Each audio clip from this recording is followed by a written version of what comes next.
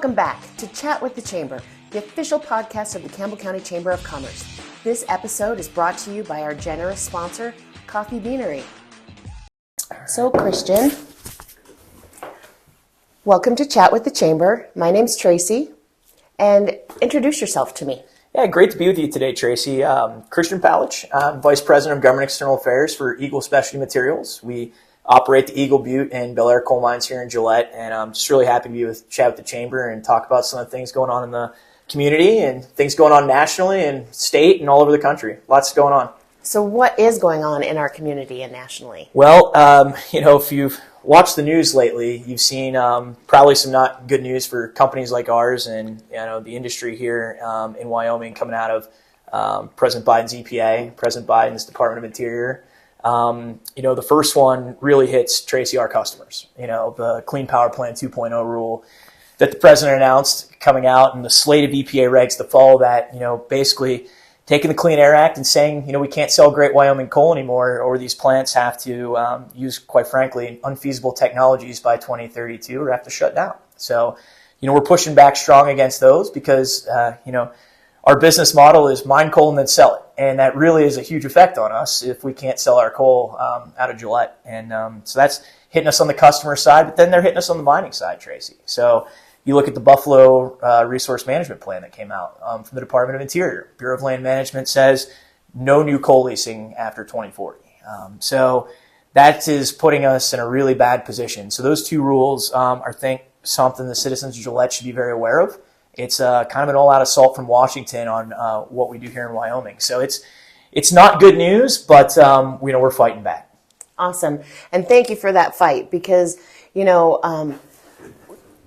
Gillette, Campbell County in particular, is working so hard on bringing coal into the manufacturing space. So even if whatever happens with thermal coal, we're still banking on having a community supported by coal excavation. And if there's no new leases, we can't be making bricks or jackets. There's so many applications, to your point, Tracy, to coal, and we love exploring those, but we have to have that core market of selling coal to produce affordable and reliable electricity for Americans. So it's great. We're going to keep exploring those, the bricks, and talking about the different applications, the rare earth minerals that come out of coal, which is a whole new world as well. Although, there's issues with that too, and trying to take away Chinese supremacy in that world, which is a whole nother podcast possibly. But looking at those things, we want all those secondary markets and every opportunity for coal to keep Gillette going strong for the next century. But those headwinds from Washington are strong, and we just got to keep pushing back. So as a community, what can we do to support this mission? Yeah, it's a great question. We're all leaders in this community. We all have our friend groups. We all have our church groups. We have our baseball teams, or, I have a 6 and 4-year-old at home. We're always doing play dates where you have a group of parents together, telling them what you do. And again, everybody in this community, I think, really gets that, Tracy, a lot. But you have friends across the country. Be leaders, be active, be on social media talking about the importance of coal and what it means to your community. Get involved, tell our leaders in Cheyenne, to support our industry. Tell those leaders in Washington, the only way to get people to hear your message is to say your message. So we all have those leadership abilities. Let's use them and fight back, because unfortunately it's going to take that. I think all of us wish, Tracy, this isn't where we're at as a country or as a community, but we're here. Now let's win this together. And I think we all just need to tell that great message of what the coal industry does for Gillette, companies like ours that are proud to be here, and just push back, because I'm telling you, it matters. In the halls of power, when people hear these stories and these humanitarian issues that happen when mines close, we've seen it back east many times, they react. So get involved. You have great legislators here, but help try to influence the ones, tell your local Bureau of Land Management office, tell the Office of Surface Mining to support the coal industry, go to the public hearings, and let's just push back and talk about what we're doing here. And everybody has a sphere of influence that they can have an impact on. Awesome. Thank you. So first off, let's talk a little bit about Eagle Specialty Materials. Mm-hmm. Talk to me about that company. Yeah, so we're really proud. So obviously there's a really sad story in 2019, 2018 with the mines here and what happened with the Black Jewel bankruptcy. Our company's so proud, put those people back to work, came in. We operate the mines here, Bel Air, Eagle Butte, two of the best mines in the basin. So proud. We also have mines in West Virginia where we do thermal and metallurgical coal, which is great. So we operate in the 2 largest coal states in the nation, which gives us a great footprint. And we're just so proud to be in Gillette. Our CEO, our COO, our whole team is just really excited to be here. And we want to be here for decades to come. That's a message I want to share. It's going to take a lot of work, though, with everything coming as we talked about previously. But our company's proud. We're headquartered in Lexington, Kentucky. We have centuries worth of coal mining experience. We know how to run great mines, and we're just really proud to be here in Campbell County in the Gillette community. You are president of the Wyoming Mining Association this year. Can you tell us about the association and what are their 2024 priorities? Yeah, it's an honor to be the president of the group, and with our executive director, Travis Detaille, who's in Cheyenne, to lead the group. We represent all mining in the state too. So obviously coal's a huge part of that, but also our bentonite mines, our trona mines. We're really just proud to push our uranium mines too. Push these priorities mostly in Cheyenne, but also nationally, making sure Wyoming's voice is heard out in D.C. We do a really good job of. But one of our largest priorities is going to be, working next legislative session to talk about how coal can kind of right size where we're at on our market with our tax base. Obviously we're very proud to pay our fair share of Wyoming. We've paid that for years, but we're going to have conversations about what does that mean with everything we're seeing from Washington. What can the state of Wyoming and Cheyenne do to possibly right size our tax base? That's one legislative priority that WMA is going to have, as well as talking about what the great things we do. We have a coal education committee. We're going to go in and do dinners in these communities and talk about what the industry does, maybe even parts of the state of Wyoming that are a little removed from the coal fields or from the mining fields. So education is a big part of that. We're also very civically minded. So we just had our Wyoming Mining Association convention in Cody 2 weeks ago. And we raised money. Our company donated a Blackstone griddle that we auctioned off for someone to win. And all the proceeds went to supporting the Wyoming Food Bank because we're very proud to be civic organized. Our company takes it up every day, and so does WMA. So different stools, but education, legislative priorities to work with our legislature and talk about supporting the industry. Then WMA wants to support the community. So we're very excited about that. That's awesome. Visit Coffee Beanery today and enjoy cozy atmosphere and friendly service. Located right here in Campbell County, it's the community's favorite spot for quality coffee and tasty meals. What happens to the jobs in Gillette long term if some of those legislative things happening at the DC level happen? Yeah, Tracy, that's the unfortunate, we've reached kind of the sad portion of the podcast a little bit because, being from back east and working in the coal industry back there, we've seen it happen. We were hit first during the first Obama term. So I could take you to places like Harrison County, Ohio, Belmont County, Ohio, where I'm from, Pike County and surrounding counties in eastern Kentucky, Boone County, West Virginia, McDowell County, places that were decimated when the coal industry left in the way that it was. Unfortunately, if the administration and the rules they put out, if those go to full fruition, Gillette's going to be in a similar situation. And the things that happen from that are sad. The job losses, the issues that come from that with drug use and workforce issues, because companies don't just move in overnight. It's not like if the coal mines go out of business tomorrow, it's not like you're just going to see Amazon come in and put a retail facility here. The goal always is to have a diverse economy. That is smart, but you got to know what your bread and butter is, and here it's energy. I see the sign as I'm driving here to the chamber this morning, the energy capital of the world, and that's something to be really proud of. But I have a lot of fear that Gillette could turn out like those counties back east if we see this all-out assault from Washington continue.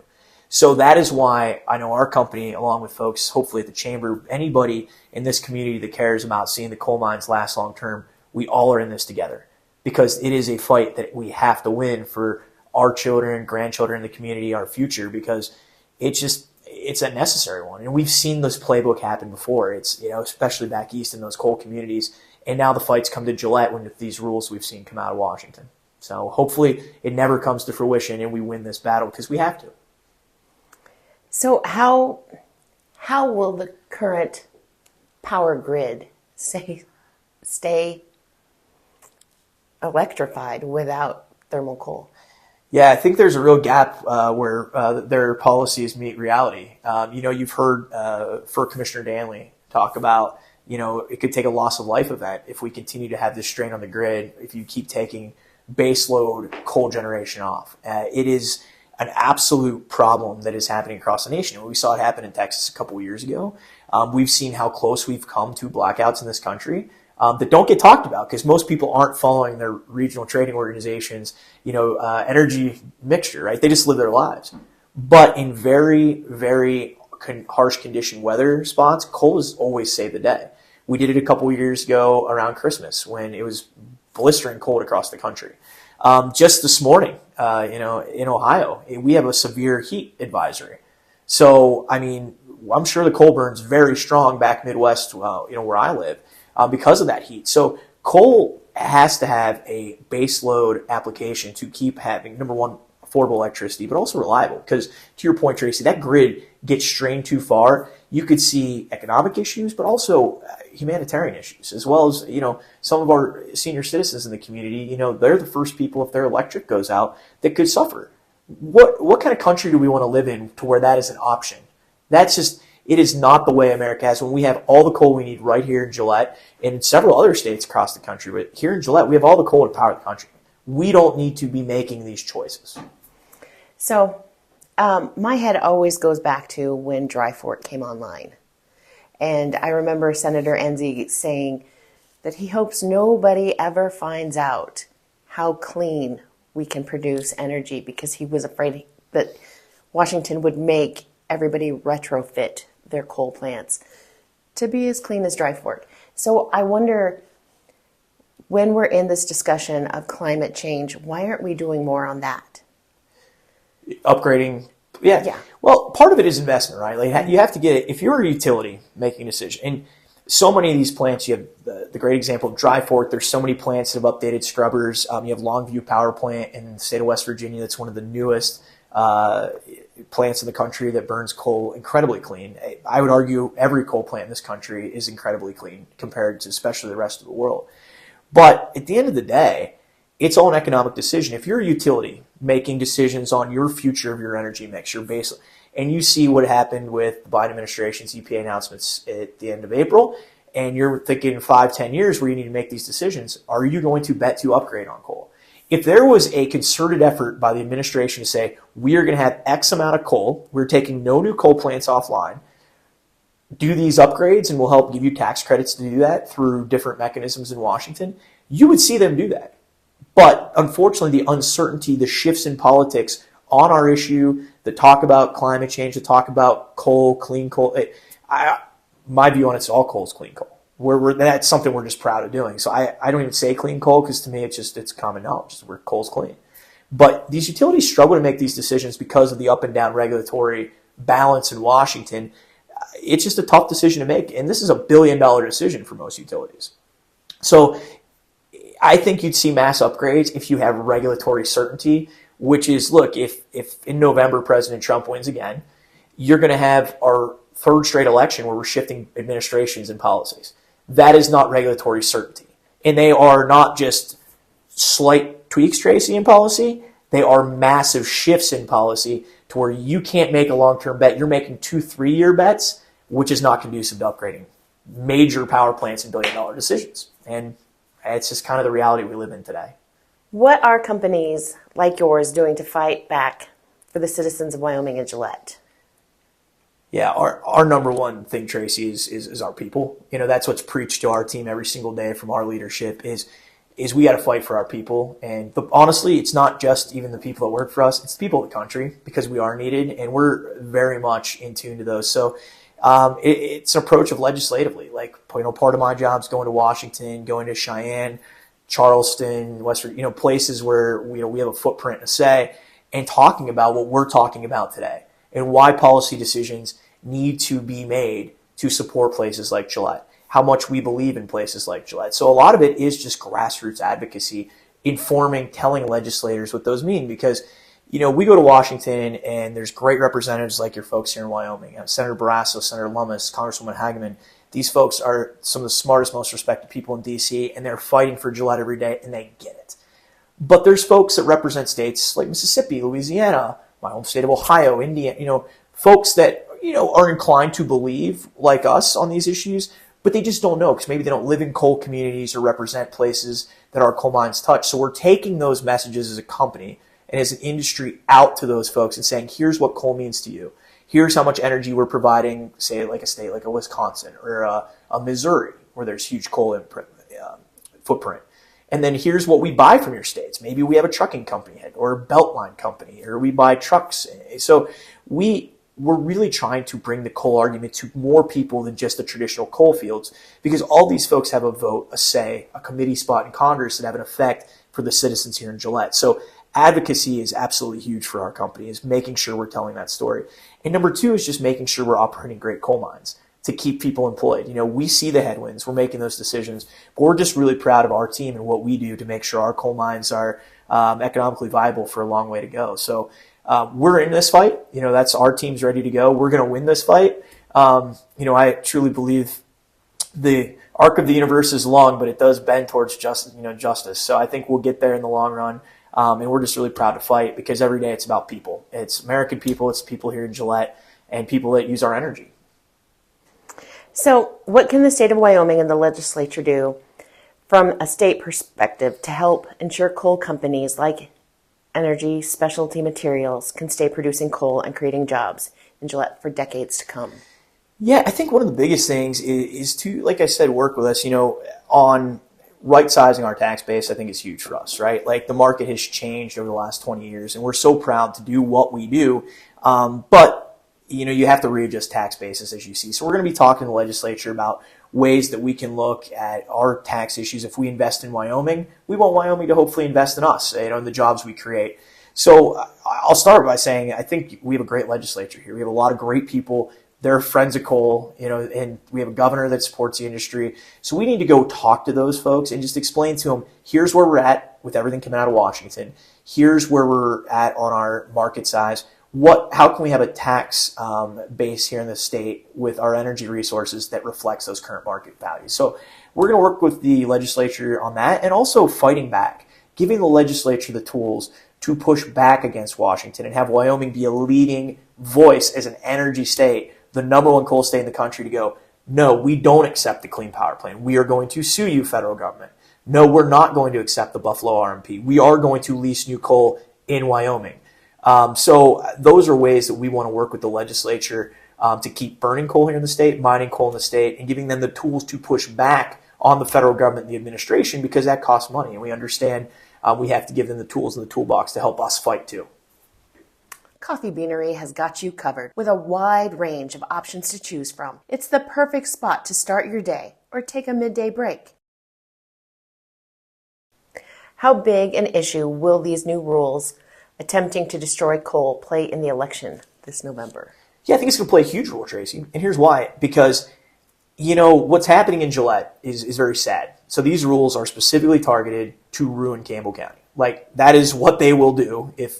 But there's communities that other rules are. So you look at a place like Detroit, Michigan, and the car manufacturers there. The EV rules from the administration are going to play a huge factor. So the story of Gillette, I think, does play a huge role. I think you go into these communities and states, I think we know where Wyoming's going to vote. I think we could put those electoral votes in a certain category. But the other states, when they hear the story of Gillette, go, they're coming for our community next. Who's the next undesirable group that they're going to come after and say, you can no longer have the dignity of work? And that's where Gillette's story hits home with people in places like Detroit. I grew up in a place, Youngstown, Ohio, if you're familiar. We had steel mills. And on Black Monday in 1980, so many people lost their jobs. And guess what? Nothing's ever replaced the steel mills in my hometown of Youngstown, Ohio. So it is a euphemism for what happens in communities when the federal government or world events take your jobs away and basically say, hey, you no longer can do X because of policy decision, B.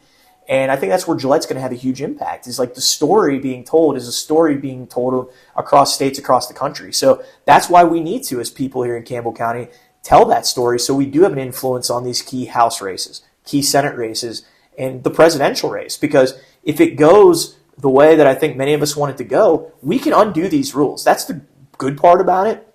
We can undo these. January 20th of 2025, with a stroke of a pen, you could have a President Trump say, Buffalo RMP's gone. Bureau of Land Management stop. Clean Power Plan 2.0 revoked. But that's where we just have to tell our stories, because at the end of the day, unfortunately, for many of us that want to just do our job and raise families, politics matters, and they're coming for you with their politics. So I think the story of Gillette's a powerful one, and I think it's going to have an impact in states across the country because they could be coming for those communities next. Will the story of Gillette also affect people's views across the country on who to vote for? I think so, to the point where, they look at a community like this, it's like, who's to say the federal government, who's, by the way, I thought they were supposed to be on our side, right, Tracy? But they're literally telling people, hey, here's your death date. Like 2040, you cannot mine coal or have no new leases to mine coal by 2040. So I think it will. I think the people look at it and go, we have an administration out of control trying to appease certain donors and left-wing NGOs in San Francisco and Manhattan. Who's going to actually be the best person in the White House, who, by the way, appoints 14,000 people in the federal government? So who's going to be the person that's going to appoint people I like at the Department of Interior that are going to look out for places like Gillette? I was proud enough I worked for President Trump. And in 2018, I was proudly here in Gillette, Wyoming, hearing from concerned citizens about what EPA regulations mean for them, because guess what? They're the most affected. Now, you think the Biden administration, Administrator Regan, Secretary Haaland are going to come to Gillette, Wyoming to hear about what the Buffalo RMP and the Clean Power Plant 2.0 mean to those citizens? Spoiler alert, no. So that is what matters, is at the end of the day, there's not one person in this country, talking about politics here, that doesn't have an opinion on Joe Biden or Donald Trump. But when you look past personality or anything you see on TV and tweets and all those things, think of the people they appoint. And when you're appointing a Bureau of Land Management director that might be from Wyoming or from Montana or from a state that actually has a say, instead of a radical leftist that came out of an Ivy League college who's just there to support an agenda, that really matters, and that affects people's daily lives. And as much as people don't want to be in politics, I think you have to consider that when you're looking who to vote for, all the way from the State House to the White House. So there's a lot of bad news on coal and many reasons to feel discouraged. Is there any positive you can leave us with? Yes. I wake up every day and I want to be an optimist. I think it's the only way to live life. Coal has built the Industrial Revolution. It's helped us win 2 world wars and defeat tyranny, and how many lives saved. And in my house, Tracy, I still have the United States Fuel Administration had a poster, had a picture of a gentleman in a soldier's helmet and he's mining coal, and it says, help the boys in blue mine more coal. We helped create the greatest middle class the industry has, the world's ever seen. We've done so much for this country. We're going to continue to do it. And by the way, on many days, we're still the largest energy source in this nation. After all the things that we've just talked about, we're still powering this country. And that's something to be really, really proud of. There's also that policy meets reality argument of, to the baseload discussion we had. They can't get rid of us on day one. They can't, because they know this economy would fall, and guess who would get blamed? The people in power for what they did. So I do think that we have reasons to be optimistic. I also am optimistic in the American people. They see through what's going on in Washington, and they believe in their industries. They believe in what we're doing in communities like Gillette and here in Campbell County. So I am optimistic we're going to win. I am optimistic that we have the right message, because we're in the right. The great part about fighting for the coal industry is we actually have the right message. We just have to tell that story, because there's a lot of very loud people on the other side. It's time for us to push back on that. And that is why I'm so optimistic, because we have the best people, the best supporters in the world that believe in what we do in the coal industry. So I'm optimistic. I'm optimistic for November that we're going to do some change. And no matter what happens, we're just going to be in this fight for the long haul. And, our company's just really proud to be a part of that fight. Thank you. Thank you, Tracy. Great to be with you today. My brother is a staunch liberal. And every time he stays with me, and yes, he grew up in Gillette, Wyoming. He knows. Yeah, you get those everywhere. And like every time he comes to visit me, he talks to me about how Gillette specifically is ruining the world with climate change. And I don't want to have the climate change discussion. I really, really don't. But my response to him was, come check out what we're doing in Gillette to combat this with carbon capture sequestration and everything that we're doing. We're at the forefront of that argument. So when people come at me and they're like, you're killing the planet, what's my response? Yeah. So, So, that is, it's kind of a loaded question, Tracy. Here's what I would say. I was like, let's just hypothetically say that we accept the argument that the entire reason that there's any type of climate change is because of coal, right? Like if we accepted that argument, which isn't true, but let's just go down that path for a second. Even if today the Biden administration and some of their people said we're done with fossil fuels, there is not any other country on earth that's fallen down that path, especially China, India, the developing world. Okay? So because of that, there will be a negligible effect. I mean, we're talking 0.001% of world carbon emissions if we just like quit today. So at the end of the day, if there's not some world fight against this, which by the way is never going to happen because these folks wake up every day in China and India and other places and think how they can further their people and their economy many times. And so they're doing baseload electricity every day. And I'll just be brutally honest. If you think coal or the city of Gillette or what we're doing here is, killing the world, then I don't have a good argument against you because it's just not true. It's just not. I'm sorry. We mine coal so environmentally safe. We do it better than anywhere in the world. Come out to our reclamation properties. We'd be glad to show them our beautiful reclamation where, we have antelope out there every day and it's beautiful. Like you can't even tell it was mined land. We also burn it cleaner in this country than anywhere in the world. So, if you accept the argument that it's fossil fuels, you're kind of just already down that path. I'm not sure there is facts we can do to convince them because we do have facts, and China and India sure aren't joining our fight against this. So, what comes from getting rid of all our fossil fuels is, to me, a more important discussion than talking about climate change, which is, not settled science no matter how much they want to talk about it.